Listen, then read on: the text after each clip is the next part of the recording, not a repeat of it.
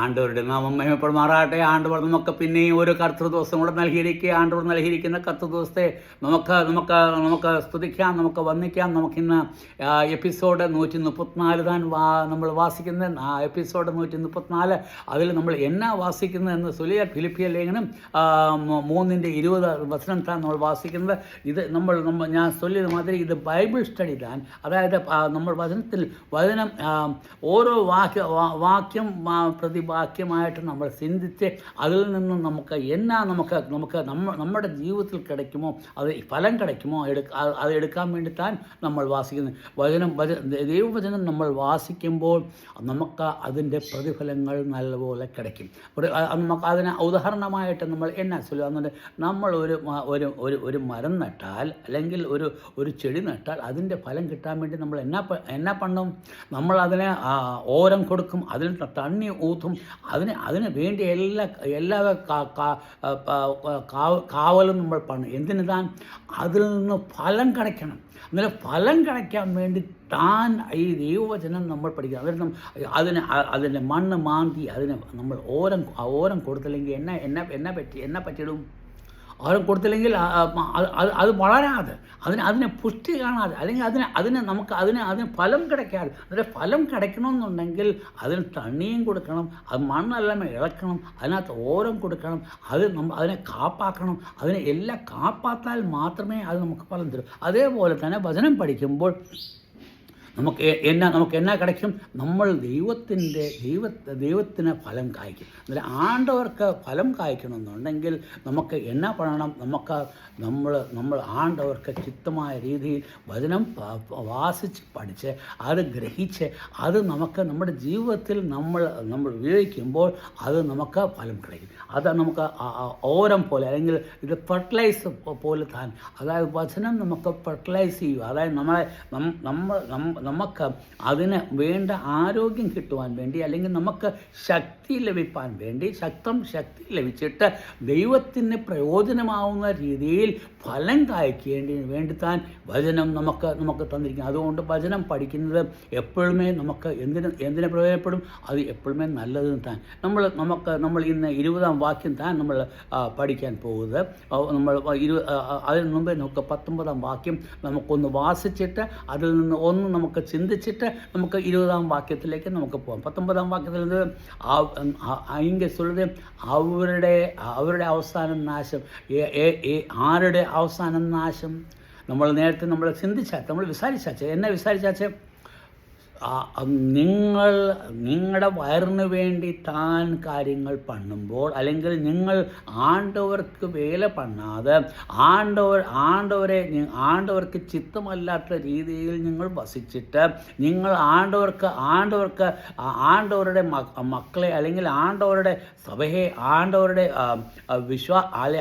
വിശ്വാസികളെ നിങ്ങൾ അവരോട് ക്രൂരം ചെയ്യുകയെന്നുണ്ടെങ്കിൽ നിങ്ങൾ അവരിൽ നിന്നും പൈസ വാങ്ങാൻ വേണ്ടി അല്ലെങ്കിൽ അവരിൽ നിന്ന് രൂപ വാങ്ങാൻ വേണ്ടി അല്ലെങ്കിൽ അവരെ നിങ്ങൾ ചൂഷണം ചെയ്ത് അവരെ ഞെക്കിപ്പിഴിഞ്ഞ് അവരെ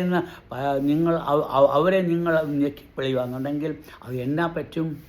അത് നിങ്ങൾ വയറിന് വേണ്ടി താൻ ജീവിക്കുന്നത്. നമ്മുടെ ക്രിസ്തീയ സഭയിൽ ചില ആൾക്കാർ ചില സമുദായം ഇരിക്കുക, അവർ എന്നാ ചൊല്ലും, എല്ലാ മാസമേ ചെന്ന് അവർ ചൊല്ലും നിങ്ങൾ ദശാംശം തന്നിടും. പുതിയ നിയമത്തിൽ ദശാംശത്തെ പറ്റി ഒന്നുമേ ചൊല്ലിയിട്ടില്ല.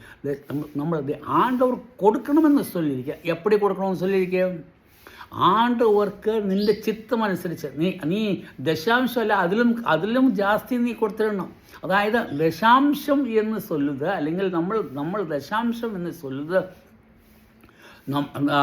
ആണ്ടവർ പഴയ നിയമത്തിൽ താൻ കൊടുത്തിരിക്കുന്ന ദശാംശത്തെ പറ്റി പുതിയ നിയമത്തിൽ ദശാംശത്തെപ്പറ്റി എങ്ങനെ ചൊല്ലാൻ ആണ്ടവരായ യേശു ക്രിസ്തു താൻ അതിനൊരു ഉദാഹരണം ചൊല്ലിയാച്ച ഒരു ധനവാനും അതേപോലെ ഒരു പാവപ്പെട്ട ഒരു സ്ത്രീയും അല്ലെങ്കിൽ ഒരു പൊണ്ണും അല്ലെങ്കിൽ വയസ്സാന പൊണ്ണ് രണ്ടുപേരും ആണ്ടവരുടെ ആലയത്തിൽ അങ്ങേ ദാനപ്പെട്ടിയിൽ പൈസ ഇടാൻ വേണ്ടി ചെന്നു എന്ന് നമ്മൾ വാസിക്കും. അത് എപ്പടി വാസിക്കും? ആ ധനവാന് വളരെയധികം കൊടുത്തു. വളരെയധികം എത്ര രൂപ കൊടുത്തെന്ന് നമുക്ക് അതൊന്നും എഴുതിയിട്ടില്ല. എന്നാൽ ഇங்கே ആണ്ടവർ ആ വയസ്സാന വ്യക്തിയെ പറ്റി അല്ലെങ്കിൽ ഒരു പാവപ്പെട്ട വ്യക്തിയെ പറ്റി എന്നാ சொல்லுது தெரியுமா? അവൾ 2 കാശ് താൻ കൊടുത്തത്. അതാ 2 കാശ്. അതിനെപ്പറ്റി ആ 2 കാശിനെ പറ്റി അങ്ങേ ആണ്ടവർ അതിനെപ്പറ്റി നല്ലപോലെ ചൊല്ലിയിരിക്കുക. 2 കാശ് എന്ത് 2 കാശ് അല്ലെങ്കിൽ അവളുടെ കയ്യിലിരുന്ന ഒരു കാശ്. ആ കാശ് അവളുടെ മുഴുവനും ദിവസത്തെ അവൾക്ക് കിട്ടിയ കൂലി താൻ. അവൾ കിട്ടിയത് അവൾക്ക് ഉണ്ടായിരുന്ന എല്ലാമേ അവൾ എന്നാ ചെയ്യാച്ച് എന്നാ പണിയാച്ച് അവൾ ആലയത്തിലെ പെട്ടിയിലെ അവൾ ഇട്ടാച്ച്. നമ്മൾ കൊടുക്കേണ്ടത് എപ്പോഴാൻ നമുക്ക് ഉള്ളത് എല്ലാമേ അല്ലെങ്കിൽ നമ്മൾ ദശാംശം അല്ല അങ്ങനെ അവൾക്ക് 2 കൂലി താൻ 2 കൂലി അതിൽ നിന്ന് അത് മുഴുവൻ ഇട്ട് കഴിഞ്ഞാൽ അവൾ എപ്പോഴും ജീവിക്കും? എന്നാൽ അവളെ ആര് കാപ്പാക്കുന്നത്? ആണ്ടവർ താൻ കാപ്പാക്കുന്നത്. അത് നമ്മൾ കൊടുക്കുമ്പോൾ നമ്മൾ പാക്കണം. നമ്മൾ കൊടുക്കുന്നത് എപ്പടിയാണ്. അതേപോലെ തന്നെ ഇവിടെ നമ്മൾ ഈ 19-ാം വാക്യത്തിൽ നമ്മൾ എന്നാ വായിക്കുന്നത്? അവരുടെ അവസാനം അപ്പടി ഈ അതായത് നിങ്ങൾ മറ്റുള്ളവരെ അല്ലെങ്കിൽ പാവപ്പെട്ടവരെ അല്ലെങ്കിൽ നീ സഭയിലുള്ള നിൻ്റെ കൂട്ടുവിശ്വാസികളെ നിങ്ങൾ ഞെക്കിപ്പിഴിഞ്ഞാൽ ഞങ്ങൾക്ക് ദശാംശം തരണം അല്ലെങ്കിൽ നിങ്ങൾ ഇത് തരണം മറ്റേത് തരണം എന്ന് ചൊല്ലി നിങ്ങൾ അവർക്ക് നിങ്ങൾ ശല്യം പണിയാൽ എന്നാ பண்ணும்? അവർക്ക് നാശം താൻ. അതുതാണ് ഇങ്ങനെ ചൊല്ലി 19 അവർക്ക് നാശം താൻ പറഞ്ഞ പോലെ 19-ാം വാക്യത്തിൽ അവസാനം അവരുടെ ആണ്ടവരാര് വയറെന്ന് ചൊല്ലി അതായത് അവർക്ക് തിന്നണം അല്ലെങ്കിൽ മറ്റുള്ളവരിൽ നിന്ന് പിടിച്ച് മറിച്ച് തിന്നണം. അത് ആണ്ടവരുടെ വേലയല്ല. ആണ്ടവരുടെ വേല എപ്പോഴെന്ന് അറിയാമോ? നീ ആണ്ടവർക്ക് വേല ചെയ്താൽ വേല ചെയ്താൽ നിനക്ക് ആര് കൂലി തരും? ആണ്ടവർക്ക്. ഉദാഹരണമായിട്ട് ഞാൻ ഇപ്പടി ചൊല്ലിടാം. നിൻ്റെ വീട്ടിൽ ഒരു വേലക്കാരൻ വന്ന് വേല പണിയാൽ ആരാ കൂലി കൊടുക്കുന്നത്? പക്കത്തിലെ വീട്ടുകാർ താൻ കൂലി കൊടുക്കുന്നത്? പക്കത്തെ വീട്ടുകാരല്ല കൂലി കൂലി കൊടുക്കുന്ന ആര് താൻ? ഏത് വീട്ടിൽ ചെയ്തോ നിങ്ങളുടെ യജമാനൻ താൻ നിങ്ങൾക്ക് കൂലി തരണം. നമ്മൾ ആണ്ടവർക്ക് വേല ചെയ്യുമ്പോൾ ആര് കൂലി തരും? ആണ്ടവർ കൂലി തരും. അത് എപ്പോഴും തരും? അവൻ കുലുക്കി അത് നിറച്ച് നമുക്ക് തന്നിടും. അതായത് ആണ്ടവരുടെ അനുഗ്രഹം അത് പെരിയ അനുഗ്രഹം താൻ. അതായത് നമ്മൾ മനുഷ്യരുടെ അനുഗ്രഹമല്ല. നിങ്ങളുടെ വയറിന് വേണ്ടി നിങ്ങൾ വേല പണുവാന്നുണ്ടെങ്കിൽ അത് നിങ്ങൾക്ക് സഫലമാകും. അതായത് അത് എங்கே ചൊല്ലുതും അത് നാശമായിട്ട് താൻ ഭവിച്ചിടും. അത് നിങ്ങൾക്ക് അത് ഫലം തരാതെ നിങ്ങൾക്ക് നിങ്ങളുടെ ജീവിതത്തിൽ അത് പ്രയാസം തന്നെ ഉണ്ടാക്കും. അത് ശരിയല്ല. അല്ലെങ്കിൽ നിങ്ങൾക്ക് തോന്നും ഞാൻ ഇപ്പം കൊഞ്ചം പൈസയൊക്കെ ഉണ്ടാക്കി ഞാൻ നല്ല സുഖമായിട്ട് വിചാരിക്കും. അയ്യോ, നിങ്ങൾ നാശത്തിലേക്ക് എங்கே പോകുന്നത്? നിങ്ങൾ വിശ്വാസികളാണെന്നുണ്ടെങ്കിൽ നിങ്ങൾ അപ്പടി ചെയ്യാതെ അത് ചെയ്യുവാന്നുണ്ടെങ്കിൽ എന്നെ പറ്റും? ആണ്ടവർ നിങ്ങളെ വിടാതെ. അത് ഈ 19-ാം വാക്യത്തിൽ പിന്നെ നമുക്ക് ഒന്നുകൂടെ വായിച്ചാൽ അവർ ലജ്ജയായതിൽ അവർക്ക് മാനം. അതായത് അവർ നാണം വരുന്ന ലജ്ജയായ കാര്യങ്ങൾ താൻ അവർക്ക് മാനം അല്ലെങ്കിൽ അവർക്ക് ഭയങ്കര സന്തോഷം. എനിക്ക് എല്ലാമേ കിടച്ചു എന്ന് വിചാരിച്ച് ആ ലജ്ജയായ കാര്യത്തിൽ അവർക്ക് മാനം പോലെ തോന്നുന്നു. അത് തപ്പ് താൻ. അത് മാത്രമല്ല 19-ാം വാക്യത്തിൽ അവർ ഭൂമിയിലുള്ളത് ചിന്തിക്കുന്നു. അവർ എന്നാ വിചാരിക്കുന്നത്? ഭൂമിയിൽ എന്താ കിടക്കുന്ന അത് താൻ അവർ ചിന്തിക്കുന്നത്. ഭൂമിയിൽ കിടക്കുന്ന കാര്യങ്ങൾ അല്ലെങ്കിൽ ഈ ഭൂമിയിലുള്ള നിങ്ങൾക്ക് അവിശ്വാസികൾക്ക് ആണ്ടവർ എங்கே പ്രതിഫലം തരും? ഭൂമിയിലല്ല, അത് എங்கே? സ്വർഗത്തിൽ താൻ. നിങ്ങൾ നല്ലപോലെ വിചാരിക്കണം. ഭൂമിയിൽ പ്രതിഫലം കിടക്കുന്ന ആർക്ക് താൻ? ഇസ്രായേൽ മക്കൾക്ക്. നമ്മൾ ഇസ്രായേൽ മക്കളല്ല. നമ്മൾ നല്ലപോലെ പുടിഞ്ഞിട്ട് നിങ്ങൾ ഇസ്രായേൽ മക്കളല്ല. ആണ്ടവർ ഇസ്രായേൽ മക്കൾക്ക് താൻ ഭൗമിക അനുഗ്രഹം കൊടുത്തിരിക്കുന്നത്. വിശ്വാസികൾക്ക് ഭൗമിക അനുഗ്രഹം കൊടുത്തിട്ടില്ല. നമുക്ക് കിട്ടുന്നത് നമുക്ക് അത് കളയണമെന്നല്ല சொல்லுது. ആണ്ടവർ തരുന്ന എല്ലാ അനുഗ്രഹങ്ങളും നമ്മൾ എടുത്തിടും. അതിൽ തപ്പൊന്നുമേയില്ല. എന്നാൽ ആണ്ടവർക്ക് ചിത്തമായ രീതിയിൽ താൻ നമ്മൾ എന്നാ പറയണം, നമ്മൾ ചെയ്യുകയാണെങ്കിൽ மட்டுം താൻ ആണ്ടവർ നമുക്ക് പ്രതിഫലം തരും. അതുകൊണ്ട് അവർക്ക് ദൈവം അല്ലെങ്കിൽ അവർക്ക് ആണ്ടവർ കണവർ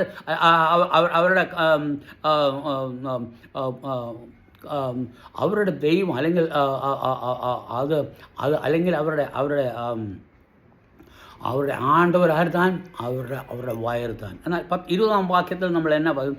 നമ്മുടെ പൗരത്വമോ സ്വർഗത്തിലാകും. വേണ്ട, നമ്മളിപ്പോൾ ഈ വാക്യത്തിൽ നമ്മൾ നമ്മുടെ പൗരത്വമോ സ്വർഗത്തിലാകും. അതായത് നമ്മൾ എங்கே വാസം പണ്ണാൻ പോവാം? സ്വർഗത്തിൽ. അതായത് നമ്മളിപ്പോൾ ഇന്ത്യയിൽ വസിക്കുക, അല്ലെങ്കിൽ ഇപ്പം അന്നേരം നമ്മൾ ചൊല്ലുവാണ് എൻ്റെ പൗരത്വം എങ്കിൽ ഇന്ത്യയിൽ. അത് നിങ്ങൾ അമേരിക്കയിൽ വാസിക്കുക, നിങ്ങളുടെ പൗരത്വം എങ്കിൽ അമേരിക്കയിൽ. അതായത് നിങ്ങൾ അവിടുത്തെ പൗരത്വം നിങ്ങൾക്ക് കിടക്കുകയെന്നുണ്ടെങ്കിൽ ഇപ്പം ഇന്ത്യയിലുള്ള ആരെങ്കിലും ഇന്ത്യയിൽ ആരെങ്കിലും അമേരിക്കക്കാർ വന്ന് താമസിക്കുകയാണെങ്കിൽ നിങ്ങളുടെ പൗരത്വം എങ്കിലിരിക്കുകയും അമേരിക്കയിൽ.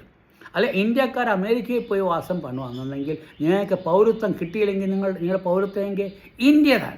അതായത് അതേമാതിരി താൻ നമ്മുടെ പൗരത്വം, അതായത് നമ്മൾ വിശ്വാസികൾ ആയിടുമ്പോൾ ആണ്ടവർക്ക് ചിത്തമായി ചെയ്യേണ്ട കാരണം എന്നറിയാം, നമ്മുടെ പൗരത്വം സ്വർഗത്തിൽ ആര് വസിക്കുന്നത്?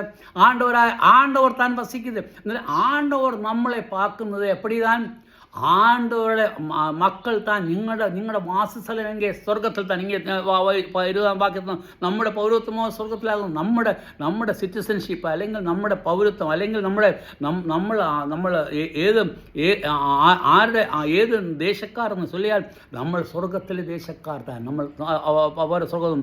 അവിടെ നിന്നും കർത്താവായ യേശുക്രിസ്തു രക്ഷിതാവായി വരും എന്ന് നാം കാത്തിക്കുന്നു. അത് മറ്റുമല്ല, നമ്മുടെ രക്ഷിതാവായിട്ട് ആര് വരും?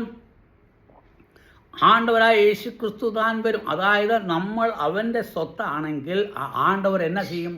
ആ സ്വത്ത് നമുക്കിപ്പോൾ നമ്മളിപ്പം ടി വിയിലും എല്ലാം എന്നാ നമ്മൾ വാസിക്കുന്നത് എന്നതാ, അല്ലെങ്കിൽ നമ്മൾ എന്നാ കേൾക്കുന്നത് യുദ്ധം എല്ലായിടത്തും യുദ്ധം താൻ. അന്നേരം എന്നാ പണ്ണും? നമ്മുടെ ഓരോ ഗവൺമെൻറ്റും അല്ലെങ്കിൽ ഓരോ രാജ്യങ്ങളും അവരുടെ സിറ്റിസൻസിനെ അല്ലെങ്കിൽ അവരുടെ പൗരത്വമുള്ള ആൾക്കാരോട് ചൊല്ലിടും, നിങ്ങൾ തിരുമ്പി വന്നിട്. നിങ്ങൾ അവിടെ കഷ്ടം അനുഭവിക്കേണ്ട കാര്യമില്ല, നിങ്ങൾ തിരുമ്പി വന്നിട്.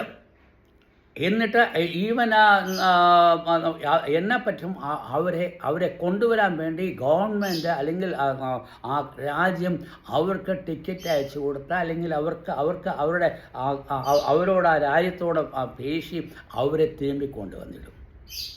അതുപോലെ താൻ എങ്കിൽ നമ്മൾ വാസിക്കുന്നത് നമ്മുടെ പൗരത്വം സ്വർഗത്തിലായിരിക്കെ കർത്താവായ യേശുക്രിസ്തു രക്ഷിതാവായി വരും എന്ന് കാത്തിരിക്കുന്നു. അവൻ നമ്മളെ രക്ഷിക്കാൻ വേണ്ടി അവൻ വരും എന്നുള്ള കാര്യം എങ്കിൽ ചൊല്ലും. എൻ്റെ സമയം എങ്കിൽ മുടിഞ്ഞാച്ച് ഞാൻ പേശുമ്പോൾ സമയം എനിക്ക് തികയാതെ, എന്നാലും നമുക്ക് ആണ്ടവരുടെ വചനത്തിൽ നിന്ന് നമുക്ക് പഠിക്കാൻ വേണ്ടി നമുക്ക് സാധിച്ചു. ആണ്ടവർ നമ്മളെ അനുഗ്രഹിക്കുമാറാകട്ടെ. ആണ്ടവരുടെ അനുഗ്രഹം എപ്പോഴും ഉണ്ടായിരിക്കട്ടെ. ആണ്ടവർ നിങ്ങളെ ആശീർവദിക്കട്ടെ. ആണ്ടവരുടെ നാമം മഹിമപ്പെടുമാറാകട്ടെ. ആമേൻ.